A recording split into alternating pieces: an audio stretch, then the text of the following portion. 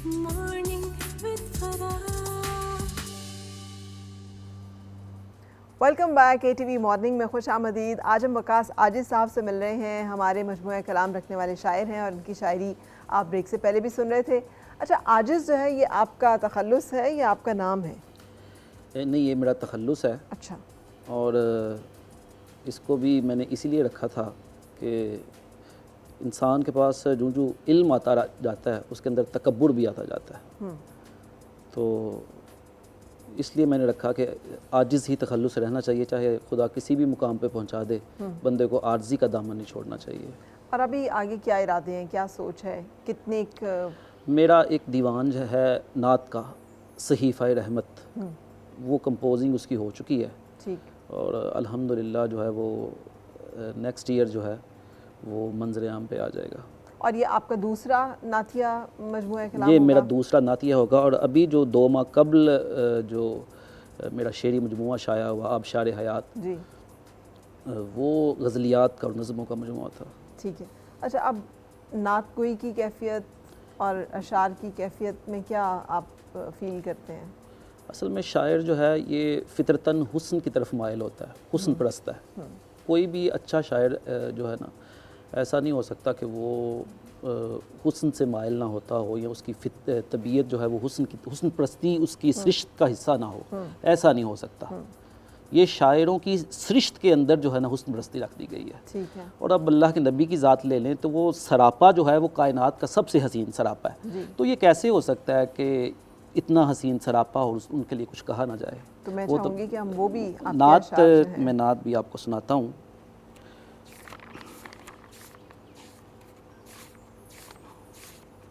جب آپ لکھتے ہیں تو اس کیفیات میں بھی کوئی فرق ہوتا ہوگا؟ جی بالکل, ایک مخصوص کیفیت ہوتی ہے, جب وہ آ جاتی ہے تو پھر تو ایک عجیب, اور جو شعر کہنے کے بعد مزہ آتا ہے, اور جب وہ کلام مکمل ہو جاتا ہے تو ایسے لگتا ہے کہ وہ ساری دنیا مل گئی ہے. ہاں جی بالکل. وہ ایک عجیب سی کیفیت ہوتی ہے شاعر کو جب وہ کلام مکمل ہوتا ہے, جو ان کیفیات سے گزرتا ہے.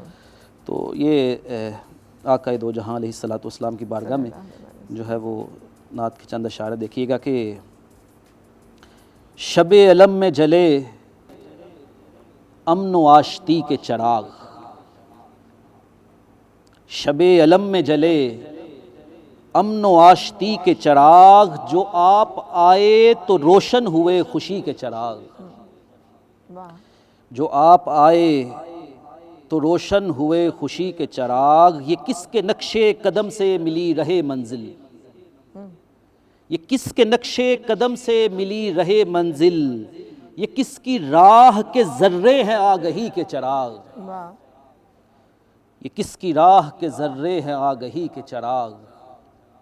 اور فلک کا چاند ہو, سورج ہو یا ستارے ہوں, فلک کا چاند ہو, سورج ہو یا ستارے ہوں, تمہارے دم سے منور ہے روشنی کے چراغ, تمہارے دم سے منور ہیں روشنی کے چراغ. نظارے کتنے حسین ہیں ربیع الاول کے, نظارے کتنے حسین ہیں ربیع الاول کے, بہار لطف و کرم مدحت نبی کے چراغ, بہار لطف و کرم مدحت نبی کے چراغ.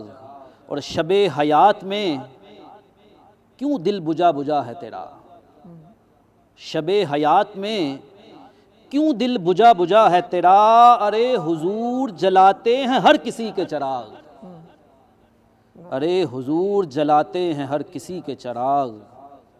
رخ حبیب خدا کا خیال کیا آیا, اب جیسے میں نے آگے کیفیت آپ کے سامنے بیان کی کہ رخ حبیب خدا کا خیال کیا آیا, ہمارے قلب میں جل اٹھے عاشقی کے چراغ, ہمارے قلب میں جل اٹھے عاشقی کے چراغ.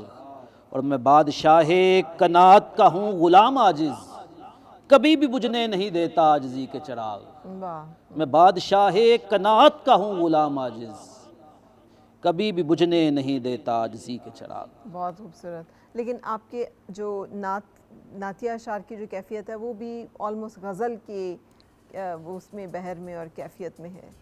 بہت سارے لوگ جو ہیں وہ جب غزل اور نعت میں ان کی بہت فرق دکھائی دیتا ہے یا نظر آتا ہے، آپ کا کیفیات کا عالم جو ہے وہ ایک ہی جیسا ہے. سو کوئی طے کرتے ہیں، جیسے اس کے لیے تو آپ نے بتا دیا انسپریشن، کسی کو دیکھا، کوئی واقعہ ہوا تو لکھا. نعت کے اشعار جو ہیں وہ کب آپ لکھتے ہیں؟ یہ جو میں نے کلام یا نعت میں نے آپ کو سنائی ہے، میں نے ربیع الاول میں کہی تھی. ٹھیک ہے. اور نعت کی کیفیت تو اس کا کرم ہے، جب بھی وہ پیدا ہو جائے، جب بھی وہ پیدا کر دے. ٹھیک. اور ان کا تصور، ایک میں نے شعر کہا تھا کہ ایک تصور پہ حقیقت کا گماں ہوتا ہے، ایک تصور پہ حقیقت کا گماں ہوتا ہے، ان کا یاد آنا صدا فیض رساں ہوتا ہے. بلا شبہ ان کا یاد آنا صدا فیض رساں ہوتا ہے. اور عقل نے پوچھا کبھی غیب سے ہوتا ہے کرم، عقل نے پوچھا کبھی غیب سے ہوتا ہے کرم، نعت کے لفظ پکار اٹھے کہ ہاں ہوتا ہے. نعت کے لفظ پکار اٹھے کہ ہاں ہوتا ہے. تو یہ کیفیت تو اس کا کرم ہے، بلا وہ جب بھی وہ خدا عطا کر دے. اچھا، اب ہم نے آخری آپ سے کوئی ایک غزل یا نظم آپ کی سننی ہے جانے سے پہلے، اجازت لینے سے پہلے، تو وہ کیا سنانا چاہیں گے آپ؟